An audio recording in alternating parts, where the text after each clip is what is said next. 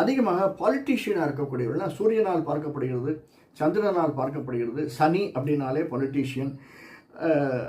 அதிகமாக விவசாயிகள், அக்ரிகல்ச்சரிஸ்ட், விவசாயிகள், இப்படியாக ஹார்டிகல்ச்சர், அக்ரிகல்ச்சர், சயின்டிஸ்ட் இதெல்லாம் அதிகமாக இருக்கக்கூடியவர்கள். பொதுவாக இந்த மகர ராசிக்கு உள்ள தன்மை இதெல்லாம் சொல்லப்படுகின்றன. இதை நம்ம இன்னும் கொஞ்சம் டீட்டெயிலாகவும் பார்க்கலாம்.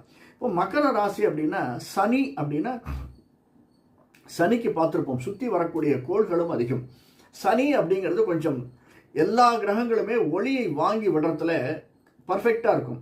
அதிகமாக கிட்ட இருக்கக்கூடிய தூரம் இருக்கக்கூடிய மற்ற கிரகங்கள் சந்திரன், புதன், வெள்ளி, செவ்வாய். ஆனால் சனிக்கு மட்டும் இதுவும் ஒளியை வாங்கி விடுவது தான். ஆனால் இருட்டை அதிகமாக உமிழக்கூடியது.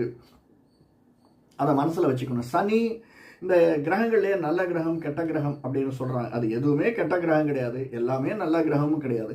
ஏன்னா நம்மளுடைய அமைப்பில் எப்படி இருக்குது, ஜாதக கட்டத்தில் எப்படி இருக்குது அப்படிங்கிறதா இது பேசிக்காக நம்ம சொல்லக்கூடியது தான். இந்த சனி அப்படின்னா என்னுடைய உச்சம் பெறக்கூடிய இடம் செவ்வாயினுடைய இடம். ஆனாலும் சனியும் செவ்வாயும் ராகுவோடு கேதுவோடு சம்பந்தப்படுற போது அவர்கள் சில நல்ல பலன்களை தருவதில்லை அப்படின்னு சொல்கிறாங்க. பேசிக்காகவே இது சனிக்கு இருக்கக்கூடிய மைனஸ். ஆனால் நம்ம சனி இல்லாமல் நம்ம வாழ்க்கையே இல்லை. எக்ஸப்ட் ஒரு 3-4 இடத்த தவிர, 3 இடத்த தவிரன்னு சொல்லலாம்.